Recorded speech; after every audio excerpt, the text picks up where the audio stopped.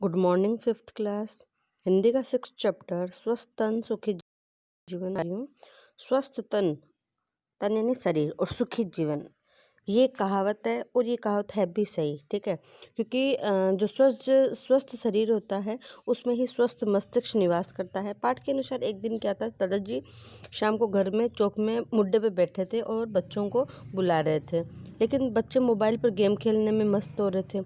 उन्होंने दादाजी की बातें नहीं सुनी। तब उनकी माँ सुषमा ने उनको डांटा कि भाई आप लोग मोबाइल पे गेम खेल रहे हो, दादाजी जब से आपको बुला रहे हैं आप उनकी बात नहीं सुन रहे हो। तब बच्चों की माँ सुषमा ने हन्नी बिट्टू तोशी को कहा कि दादाजी के पास बैठोगे तो कुछ अच्छे काम की बातें सीखो, क्योंकि ये बातें हम भी जानते हैं कि जब हम अपने बड़ों के पास बैठते हैं तो हमें कुछ ना कुछ अच्छी बातें सुनने को मिलती है, अच्छा ज्ञान मिलता है। तो बच्चे दादाजी के पास में जाके बैठ गए। तो किराएदार के जो बच्चे थे अनु व खुशी भी वहाँ आ गए, लेकिन उनके क्या हाथ पैर गंदे थे। दादाजी ने गुस्सा किया और उन्हें बताया कि गंदगी रखना बहुत बुरी बात है और सफाई रखना अच्छी बात। गंदगी क्या करती है, हमें बीमार बनाती है, जबकि सफाई क्या बनाती है, हमें स्वस्थ बनाती है। वे बच्चे हाथ पैर धोकर आकर बैठ गए। तब दादाजी ने बताया कि सफाई से वातावरण स्वस्थ होता है, हम सुखी रहते हैं, आलस्य दूर रहता है। दादाजी ने कहा कि स्वस्थ रहने पर भोजन भी पचता है और भूख भी लगती है, और अस्वस्थ रहने पे भूख भी नहीं लगती और न ही नींद आती है। तो दादाजी ने ये जब बातें बताई तो बच्चे बड़े ध्यान से सुन रहे थे, क्योंकि ये बातें हैं भी सच।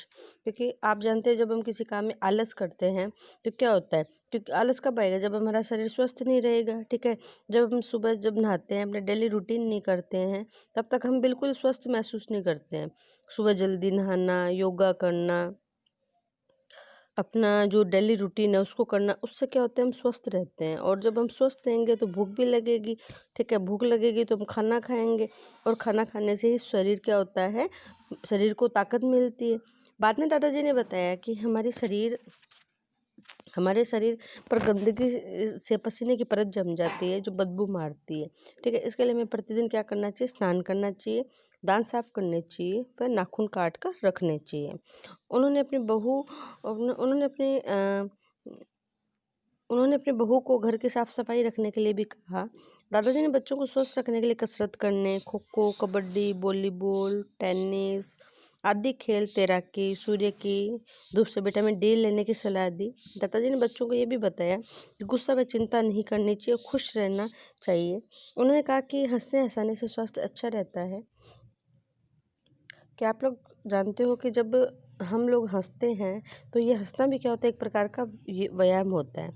इससे क्या होता है, हमारा शरीर स्वस्थ रहता है, ठीक है। और हमारी जो मांसपेशियाँ होती हैं उनका व्यायाम होता है, जिस वजह से क्या होता है, जो ब्लड सर्कुलेशन होता है हमारे शरीर में प्रॉपर होता है और हम स्वस्थ रहते हैं।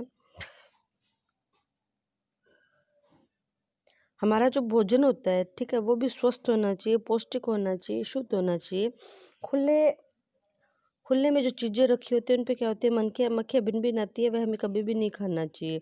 फल और सब्जियां भी हमें धोकर काम में लेनी चाहिए।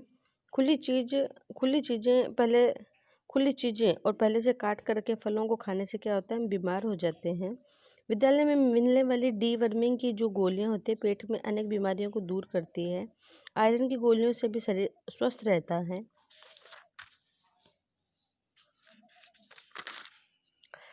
सुखी स्वस्थ तन सुखी जीवन। तन से अभिप्राय मैंने आपको बता ही दिया था कि शरीर से होता है, और इसमें मैंने आपको कई बातें बताई थी कि हमेशा सुबह शाम हमें दोनों टाइम ही ब्रश करनी चाहिए, ठीक है। शौच जाने के बाद हमेशा साबुन से हाथ धोने चाहिए। हमें शरीर के साथ साथ अपने कपड़ों की भी साफ सफाई रखनी चाहिए, क्योंकि यदि गंदे कपड़ों में कीटाणु होते हैं, और जब हम गंदे कपड़ों को, जहाँ तक हो सके हमें बिना धुले कभी कपड़े नहीं पहनने चाहिए। जब हम गंदे कपड़े पहनते हैं तो जो कीटाणु होते हैं वो हमारे शरीर से चिपक जाते हैं और किसी न किसी बहाने हमारे शरीर के अंदर प्रवेश कर जाते हैं, जो कि बीमारी का सबसे बड़ा कारण होते हैं। ऐसी कई छोटी छोटी बातें होती हैं जिन्हें हम अपनाकर अपने शरीर को स्वस्थ रख सकते हैं, और कई ऐसी बातें होती है जिनके कारण हम अस्वस्थ रह सकते हैं। हमें अपने जीवन हमारा जो जीवन है वो हमारे ऊपर डिपेंड करता है कि हम अपने शरीर को कितना स्वस्थ रख सकते हैं और कितना हम अपने आप को एक्टिव रखकर अपने जीवन में प्रोग्रेस कर सकते हैं। ये छोटी छोटी बातें ही हमारे जीवन और भविष्य का निर्माण करती हैं। जैसे कोई बच्चा है, स्कूल जाता है, तो यदि वो प्रॉपरली स्कूल जाएगा, समय पे अपने होमवर्क पूरा करेगा, ठीक है, माता पिता का कहना मानेगा, तो वो एक अच्छा नागरिक बनेगा, क्योंकि हमारी जो शुरू की आदतें होती हैं वही हमारे जीवन का निर्माण करती है।